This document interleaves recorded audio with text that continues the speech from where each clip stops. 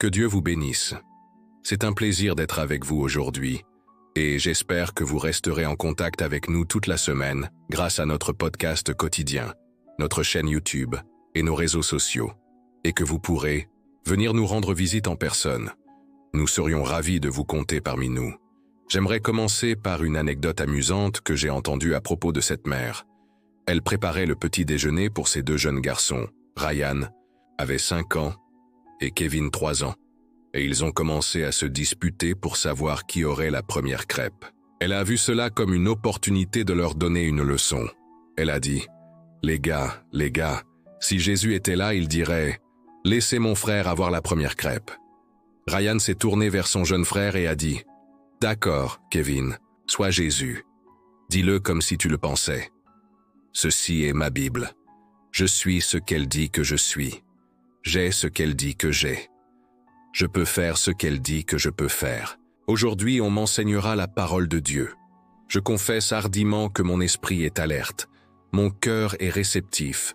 Je ne serai plus jamais le même au nom de Jésus. Que Dieu vous bénisse. Je veux vous parler aujourd'hui d'être un endroit sûr. Nous vivons dans une culture où il y a tellement de jugements. Les gens sont prompts à supposer le pire sans vraiment connaître les faits. Juste une rumeur. Des ragots, ils l'ont entendu sur les réseaux sociaux. Ça doit être vrai. Alors ils commencent à jeter des pierres et à essayer de faire honte et de discréditer. Et si nous faisons une erreur, et nous le faisons tous, il n'y a aucune tolérance. Nous allons vous annuler, vous auriez dû le savoir. Leur but est de dénoncer les abus de pouvoir. Assurez-vous d'obtenir ce que vous méritez. Mais les Écritures disent que la miséricorde que vous montrez aux autres est la miséricorde que vous allez recevoir, et si vous êtes dur et critique et ne donnez pas aux gens la grâce d'être humain, alors quand vous faites une erreur, les gens vont être durs et critiques avec vous. Il est facile de trouver des défauts. Frappez les gens quand ils sont à terre. Pouvez-vous croire qu'ils ont fait ça? Mais nous ne sommes pas appelés à jeter des pierres. Nous sommes appelés à relever les tombés pour restaurer les brisés, pour guérir les blessés. Ils n'ont pas besoin de plus de jugement. Ils ont assez de gens qui les battent. Ils ont besoin de quelqu'un qui versera l'huile de guérison sur quelqu'un qui les aidera à retrouver leur plénitude. Vous n'êtes jamais plus comme Dieu que lorsque vous aidez les gens dans le besoin, montrant de la miséricorde quand ils ont échoué, les poussant vers le haut quand d'autres les poussent vers le bas. Je n'ai jamais vu un jour où il y a autant de joie quand quelqu'un tombe. Vous savez, les gens sautent dans le train en marche, répandent leurs bonnes nouvelles. Ils ont fait une erreur, ils se sont fait prendre. Je t'avais dit qu'ils étaient des imposteurs, mais tu dois te souvenir de ça. Mais par la grâce de Dieu, ça pourrait être toi. Eh bien, il vous a tous trompés, il a menti sur son passé, il l'a finalement rattrapé avant que tu ne rejoignes la foule et que tu ne commences à jeter des pierres. Avant de regarder en bas, honteux et jugé, il vaut mieux faire une pause et dire « Seigneur, merci pour ce que tu m'as empêché de faire. Merci pour ta grâce qui m'aide à rester sur le bon chemin. » Si tu marches dans l'humilité et que tu es généreux avec ta miséricorde, Dieu te gardera sur le meilleur chemin. Mais quand nous sommes jugés, ils savaient mieux qu'eux. Ils obtiennent ce qu'ils méritent. C'est s'ouvrir à être dans leurs mêmes chaussures. Si nous ne nous humilions pas, les Écritures disent que Dieu nous humiliera. C'est bien mieux si vous le faites que si Dieu le fait. Apprenez à vivre comme un guérisseur, comme un restaurateur. Ne cherchez pas d'occasion de condamner, mais cherchez des moyens d'élever les gens. Il y a assez de jugements dans le monde, assez de critiques, tolérance zéro. Vous avez fait des erreurs. Je vais vous exposer. Où sont les guérisseurs?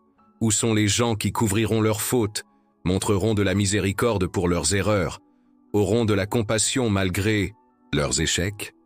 Et cela n'excuse pas leur comportement. Couvrir le péché. Je parle de les aimer pour qu'ils retrouvent leur plénitude. Quand ils viennent à toi, ils savent qu'ils ne seront pas jugés. Regarde-toi, tu es un endroit sûr. Tu es plein de miséricorde. Ton cœur de compassion est ouvert. Tu n'as pas de pierre de jugement, de pierre de condamnation. Tu as de l'huile de guérison sur laquelle tu vas verser le pardon. Comprendre que cela les aidera à se remettre sur pied. Dans l'Ancien Testament, il y avait ce qu'on appelait une ville de refuge.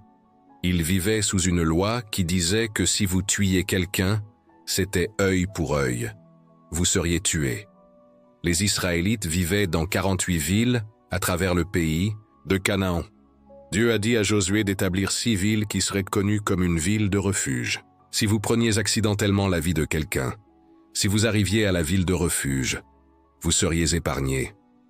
Peut-être que vous travailliez sur votre terre et que votre tête de hache s'est envolée et a tué quelqu'un, ou que votre animal s'est échappé et a blessé une personne. Normalement, il n'y avait pas de question. Tu as fait une erreur, c'est ta faute. Tu auras ce que tu mérites. Mais avec cette nouvelle loi, si tu pouvais juste te rendre dans une de ces villes refuges, si tu pouvais atteindre cet endroit sûr, les gens t'accueilleraient, ils te protégeraient du mal. Quand le vengeur viendrait te chercher pour te rembourser, ces gens se mobiliseraient pour toi. Ils te couvriraient et veilleraient sur toi, même si c'était ta faute. Tu mérites d'être jugé, mais tant que tu étais dans la ville de refuge, tout allait bien. Je peux voir des gens qui ont fait des erreurs, provoqué un accident. C'était urgent. Je dois me rendre dans cette ville aussi vite que possible, monter leur cheval. Donc j'ai peur de prendre des raccourcis. C'était une question de vie ou de mort. Le vengeur arrivait. Il y avait un membre de la famille, un frère et un oncle qui cherchaient justice. Ils avaient parfaitement le droit de lui prendre la vie et moi pour un œil. À moins qu'il ne puisse atteindre la ville de refuge, alors il sera en sécurité. C'est une image de ce qui nous est arrivé à tous. Nous sommes nés dans le péché. Nous avons fait des erreurs, privés de la gloire de Dieu. Nous méritons le jugement. Le vengeur venait, mais Jésus est venu comme notre refuge. Il a créé un lieu sûr. Malgré nos échecs, malgré nos défauts, si nous venons à lui, nous ne recevons pas le jugement que nous méritons. Nous sommes arrivés à la ville de refuge. David a dit cela dans les psaumes. Dieu est mon refuge, une tour forte vers laquelle nous pouvons courir et être en sécurité. Grâce à ce que Jésus a fait, si vous venez à lui, vous êtes en sécurité. Il y a le pardon, il y a la miséricorde, il y a de nouveaux commencements, il y a de la beauté pour les cendres. Maintenant, voici la clé que Jésus a dit dans Matthieu. Vous avez reçu gratuitement, maintenant donnez gratuitement. Vous avez reçu toute cette miséricorde, maintenant donnez-la gratuitement. Soyez généreux avec votre miséricorde. Généreux. Avec votre pardon, il est facile de devenir comme la société, critique et tolérance zéro. Vous ne le méritez pas. Non. Dieu t'a appelé à être un lieu sûr, une personne de refuge, où lorsque les gens viennent à toi, ils ne sont pas jugés. Tu ne les rejettes pas à cause d'erreurs, tu ne répands pas de rumeurs, et tu ne les rabaisses pas. Tu es un guérisseur, tu es un restaurateur. Ils viennent à toi parce qu'ils savent qu'ils peuvent te faire confiance. Tu es une personne d'honneur, tu protèges leur réputation, tu les protèges des mensonges et de la haine, tu les défends et couvres leurs fautes, tu les aimes au-delà de la culpabilité et de la honte, tu les aides à comprendre qu'ils sont pardonnés, qu'il y a de la pitié pour leurs erreurs. À quel point notre monde serait-il meilleur si nous étions tous un endroit sûr, pas prompt à juger, prompt à condamner. Ne faites pas partie de la solution et non du problème. Soyez un guérisseur et non un condamnateur. Soyez un endroit sûr compatissant. Compréhensif, faisant des concessions pour les faiblesses des gens. Lakewood a 66 ans aujourd'hui. Cela a été commencé par mes parents le jour de la fête des mères, 1959. Une des raisons pour lesquelles je crois que nous sommes toujours là, c'est que nous avons toujours été un endroit sûr où tout le monde est le bienvenu, quel que soit votre milieu social ou votre origine. Peu importe ce que vous avez fait, où que vous soyez, vous ne serez pas jugé, vous ne serez pas condamné, dites-le moi et vous n'êtes pas digne. Ne revenez pas vers vous, reprenez tout en main. C'est un lieu de refuge. Nous allons vous dire que la miséricorde de Dieu est plus grande que vos erreurs, que vous êtes pardonnés. Vous êtes rachetés, vous avez de la valeur, vous êtes faits à l'image du Dieu Tout-Puissant.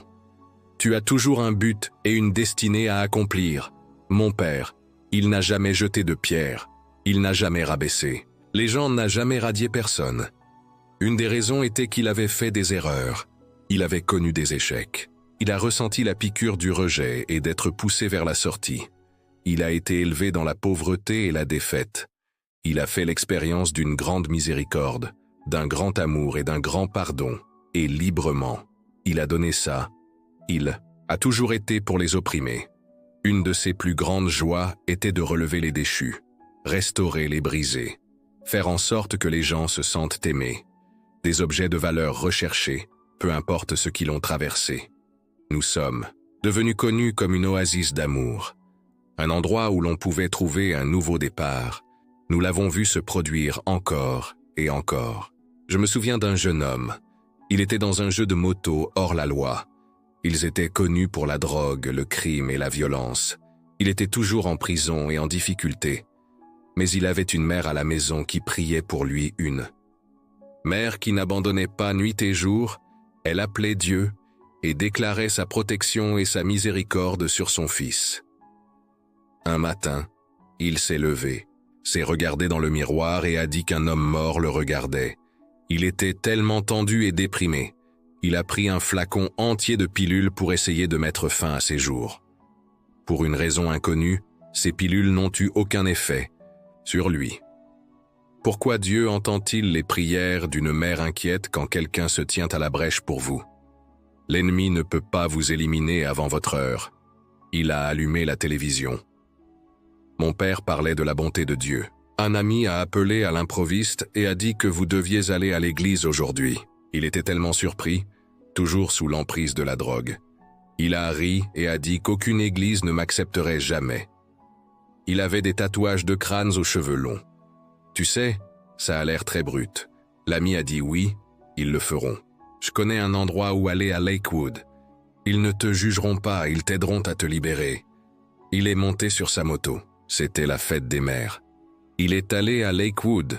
L'autre endroit s'est assis tout au fond de ce service.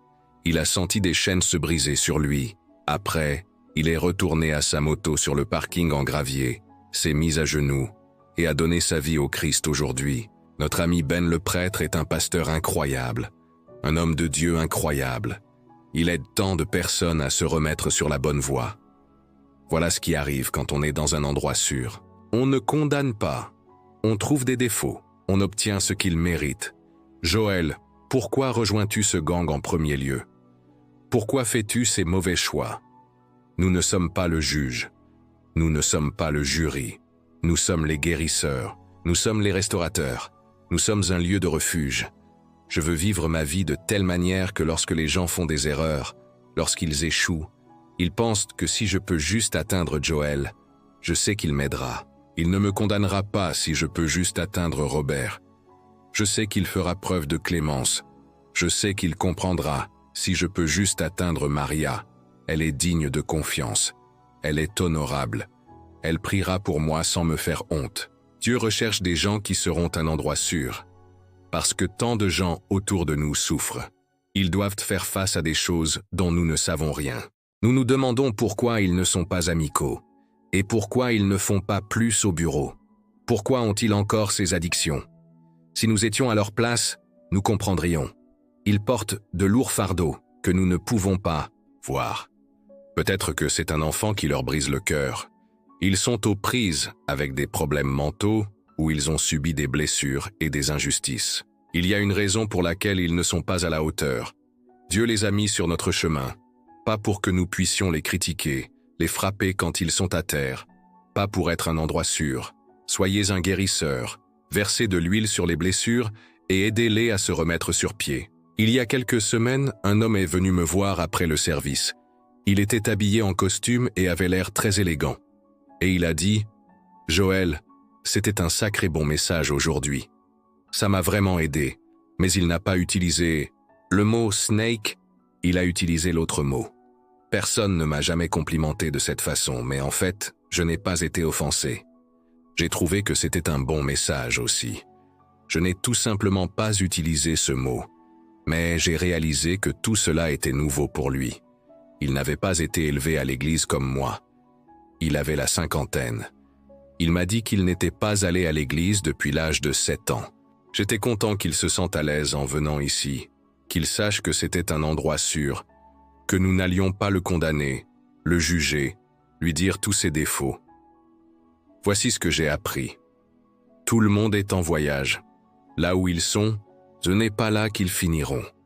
Auras-tu la miséricorde, la grâce, la compréhension de les aimer, pendant qu'ils changent pour devenir un endroit sûr, où ils se sentent à l'aise de venir à toi parce qu'ils savent que tu ne vas pas jeter des pierres. Tu ne vas pas rejoindre la foule et les pousser vers le bas, les annuler parce qu'ils ont échoué. Tu vas être un guérisseur, un restaurateur. Jean chapitre 8. Jésus enseignait les gens dans la synagogue et beaucoup s'étaient rassemblés là. Écoutant attentivement, tout à coup, les chefs religieux ont fait irruption, traînant cette femme surprise en flagrant délit d'adultère. Ils l'ont jetée au milieu de tout le monde. Ils auraient pu régler ça en privé. Ils auraient pu attendre la fin de la séance et l'emmener dans une arrière-salle. Mais certaines personnes veulent vous faire honte publiquement. Au lieu de couvrir la faute et de vous aider à revenir sur le droit chemin, elles exposeront vos fautes. Appelez quelques amis, suscitez plus de ragots. C'est intéressant que les chefs religieux soient ceux qui ont fait cette grande scène. Ils auraient dû être ceux qui ont eu la miséricorde, ceux qui auraient dû être un endroit sûr. Ils ne se sont pas souciés de la femme, ils avaient un plan. Ils cherchaient à piéger Jésus. La première chose à faire était de savoir où est cet homme. Parlant d'injustice, ils ne l'ont pas entraîné. Ils ont dit à Jésus que la loi dit aux fumeurs de joint. Que devrions-nous faire, à ton avis? Jésus était là-haut, parlant tout le temps. Mais maintenant il se tue. Il n'a pas dit un mot. Quand les gens font des erreurs quand ils ont un échec, l'une des meilleures choses que nous puissions faire est de nous taire. Fermez la porte. Ne parlez pas de lui. N'appelez pas votre voisin. Avez-vous entendu qu'ils ont drogué aujourd'hui? Soyez un endroit sûr. Soyez une personne d'honneur. Cette dame était encerclée par une foule et ils étaient tous prêts à la lapider. Vraiment, c'est la société dans laquelle nous vivons aujourd'hui, une culture de la foule, qui nous allons annuler, qui nous allons sauter sur, pour le discréditer et l'humilier. De nos jours, vous pouvez le faire sur les réseaux sociaux. Soyez anonyme. Vous n'avez même pas besoin de mettre votre nom. Ajoutez juste à la douleur, la honte, la culpabilité. Personne ne le saura. Voici le piège. Ce que vous semez, vous le récolterez. Si vous semez le jugement, être dur. Ils ont fait une erreur. Laissez-les faire. Tu seras jugé quand tu feras une erreur. Les gens exagéreront et humilieront la honte. La vie est trop courte pour vivre comme ça. Nous ferons tous des erreurs. Nous aurons tous besoin de miséricorde et de pardon. Assure-toi de donner ce que tu veux. Cette dame était allongée sur le sol, les vêtements déchirés. Elle a peur. Humiliée, la foule ramasse ses pierres. Ils sont prêts pour le jugement. Attendant juste le feu vert, Jésus se tenait là, silencieux. Il n'avait toujours rien dit. Puis il s'agenouilla sur le sol et commença à dessiner dans la terre avec son doigt. La dame ne pouvait pas se relever. Alors Jésus descendit vers elle. Jésus préférerait être au niveau d'une personne condamnée qu'au niveau d'une personne avec une pierre. Quand vous vous penchez pour aider les tombés, les brisés, les coupables, vous êtes là où est Dieu. Mais quand vous avez une pierre qui juge et condamne, vous êtes là où est la foule. Où êtes-vous dans cette scène? Êtes-vous un lanceur de pierres ou avez-vous de la compassion pour ceux qui souffrent? Jésus leur dit finalement que, vous qui êtes sans péché, jetez la première pierre. Il disait que si vous n'avez jamais fait d'erreur, jamais échoué, n'avez jamais rien fait. Vous n'êtes pas fiers, alors allez-y. Le fait est que nous avons tous eu besoin de miséricorde. Nous avons tous fait quelque chose où, si Dieu ne nous avait pas couverts, nous ne serions pas là où nous sommes. L'Écriture dit que les hommes ont commencé à partir un par un, du plus âgé au plus jeune. Ils ont tous déposé leurs pierres et sont partis. Jésus a dit à la femme, « Où sont tes accusateurs? Personne ne t'a accusé ?» Elle a dit « Non, Seigneur. » Il a dit « Moi non plus, je ne vais plus pécher. » Une chose que cette histoire devrait nous apprendre est de ne pas être des lanceurs de pierres. Quand vous lancez des pierres, des accusations, un jugement, vous êtes du mauvais côté. Mais ils sont coupables. Ils le méritent. Seuls les coupables ont besoin de miséricorde. Paul a dit dans Galates que si quelqu'un est pris en flagrant délit, Vous qui êtes spirituel devriez le restaurer avec douceur. Comme cette dame, ils sont pris, ne dites pas de les dénoncer. Mettez-le sur Facebook. Assurez-vous qu'ils se sentent coupables. Maintenant, nous ne sommes pas le juge. Posez ces pierres. Notre travail est de restaurer doucement pour être un endroit sûr pour les aider à se relever. Voyez dans l'Ancien Testament, selon la loi, cette femme aurait dû être lapidée. Mais dans le Nouveau Testament, il nous dit de restaurer doucement les chefs religieux, avaient leurs pierres prêtes à mettre en œuvre cette loi que Jésus a dite en vigueur. C'est un nouveau jour. Plus de lapidation pour les péchés. Il y a la miséricorde pour vos péchés. Maintenant, ma question est de savoir si vous vivez sous l'Ancien Testament ou le Nouveau Testament. Essayez-vous de condamner, d'exposer, d'annuler ou de restaurer doucement. Couvrant la guérison, il y a des années, il y avait un ministre qui a eu un échec dans son mariage. C'est une épreuve très publique. Une grande controverse dans la presse a duré des mois et des mois à un moment donné. Un autre ministre très connu a critiqué ce ministre en disant qu'il était une honte, devrait être disqualifié plus jamais dans le ministère. Si dur et condamnant qu'il a ramassé les pierres, pierre après pierre s'est assuré d'être renversé. C'est ce qui s'est passé. L'autre ministre s'est évanoui. Mais quand vous jugez quelque chose durement, vous laissez-les gens l'avoir. Alors ce que vous jugez peut vous infecter. C'est pourquoi il est si important de garder votre cœur de compassion ouvert. Quand je suis tenté de juger et qu'ils obtiennent ce qu'ils méritent, je reviens toujours à cette pensée, mais par la grâce de Dieu, cela pourrait être moi, au lieu de critiquer et d'ajouter de l'huile sur le feu. Je vais leur faire savoir que je prie pour eux, que je crois en eux et que Dieu sait comment restaurer. Je ne vais pas vivre sous l'Ancien Testament. Nous avons une pierre. Je pose mes pierres. Aucune pierre ne venant de moi, je vais vivre dans le Nouveau Testament. Je suis dans le domaine de la guérison, relevant les déchus, restaurant les brisés, faisant preuve de miséricorde envers les coupables et ce ministre qui était si dur quelques années plus tard. Il a été impliqué dans une controverse encore plus grande, où il a dévié de sa route dans une relation et il a dû démissionner du ministère. Quand vous jugez les choses durement, vous ne laissez aucune place aux gens pour être humains. Cet esprit vous excite. Vous savez, qu'est-ce qui vous garde libre? La miséricorde. Soyez en lieu sûr lorsque vous aidez ceux qui sont tombés. C'est le cœur de Dieu. La foule va dénoncer. La foule va jeter des pierres. Ne tombez pas dans ce piège. Je veux dire, la moitié des choses que nous entendons aujourd'hui ne sont même pas vraies. Nous portons des jugements basés sur les médias sociaux, des gens qui veulent discréditer. Certaines personnes gagnent leur vie en essayant d'exposer et de déformer. Dénaturer, c'est la foule. Les rejoindre ne vous apportera que du mal. Mettez-vous du côté de Dieu. Posez ces pierres et soyez un endroit sûr. J'ai entendu une histoire à propos d'un étudiant nommé Bill, et il était connu sur le campus pour ses cheveux sauvages et la façon dont il s'habillait. Il portait un vieux t-shirt, un jean bleu, des sandales comme un hippie des années 70. Il expérimentait toujours avec la drogue et fumait de l'herbe. C'était un bon étudiant, mais il était loin là-bas. Un jour, il a assisté à un événement du ministère du campus.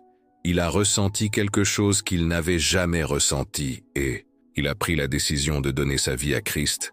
Ils l'ont encouragé à entrer dans une bonne église. Eh bien, il y en avait une juste en face du campus. C'était une église très formelle, très prestigieuse. Tout le monde était habillé de ses plus beaux vêtements. Ce dimanche-là, il est arrivé avec quelques minutes de retard et n'a pas pu trouver de place. Le petit auditorium était bondé. Pendant que le pasteur parlait, Bill a commencé à marcher lentement dans l'allée centrale avec son t-shirt, son jean bleu et ses tongs essayant de trouver une place. Tout le monde regardait attentivement. Il est arrivé jusqu'au premier rang et il n'y avait toujours pas de place. Alors il s'est assis par terre, juste au centre de l'autel. On pouvait entendre le halètement dans la foule. Il n'avait jamais rien vu de tel. Tout à coup, le diacre en chef s'est levé du fond de l'auditorium et a commencé à marcher vers Bill. Il avait dans les 80 ans, un homme très distingué, des cheveux argentés et des lunettes, impeccablement vêtues. Il marchait lentement dans l'allée avec sa canne. Il y avait une telle agitation que le ministre a arrêté son sermon pour attendre que l'homme arrive devant. Tout le monde pensait qu'on ne pouvait pas lui en vouloir de vouloir corriger la situation et faire sortir ce jeune homme. Mais quand il a finalement atteint Bill, il a posé sa canne et avec beaucoup de difficulté, s'est abaissé au sol et s'est assis à côté de Bill pour qu'il ne soit pas seul. L'endroit a éclaté en applaudissements. Le ministre a dit que le sermon que j'ai prêché aujourd'hui, vous l'oublierez dans une semaine ou deux, mais que le sermon que vous venez de voir, vous vous en souviendrez toute votre vie. Soyez un endroit sûr. Regardez les gens avec des yeux de compassion, pas avec des yeux de jugement. Vous ne connaissez pas leur histoire. Nous voyons ce que les gens font, mais nous ne savons pas pourquoi ils le font. Certains sont aux prises avec des problèmes. Nous n'avons jamais eu à faire face à porteurs de lourdes charges alourdies par des erreurs essayant de briser le bagage générationnel. Soyons des guérisseurs, soyons des porteurs. Jésus a dit que « Vous êtes la lumière du monde, une ville sur une colline qui ne peut être cachée. Vous êtes une ville qui ne peut être cachée. Vous avez un impact sur les gens tout autour de vous. La question est de savoir quel genre de ville êtes-vous. Je vous demande d'être une ville de refuge. Pas une ville de culpabilité, ville de condamnation, une ville qui annule. Personne ne veut vivre dans ces villes. Assurez-vous que votre ville est pleine de miséricorde, compassion. Pardon, soyez une personne qui restaure doucement, qui liste le Père. Et je sais que nous serons tentés de condamner, de trouver des fautes. Posez les pierres. Nous ne sommes pas le juge avec les guérisseurs. Nous sommes ceux qui aiment les gens pour qu'ils retrouvent leur plénitude. Si vous êtes un endroit sûr, je crois et déclare qu'il y aura toujours de la miséricorde pour vous et vos enfants dans leur moment. De besoin, Dieu vous couvrira, vous protégera, vous restaurera et vous deviendrez tout ce qu'il vous a créé pour être au nom de Jésus. Et si vous le recevez, pouvez-vous dire Amen? J'aimerais vous donner l'opportunité de faire de Jésus le Seigneur de votre vie. Voulez-vous prier avec moi? Dites simplement, Seigneur Jésus, je me repens de mes péchés, viens dans mon cœur. Je fais de toi mon Seigneur et Sauveur si tu as prié cette simple prière. Nous croyons que tu es né de nouveau et nous aimerions t'envoyer des informations gratuites sur ta nouvelle marche avec le Seigneur. Tu peux aller sur le site web ou envoyer un SMS au numéro sur l'écran. Mais j'espère que tu entreras dans une bonne église basée sur la Bible et que tu garderas Dieu en premier.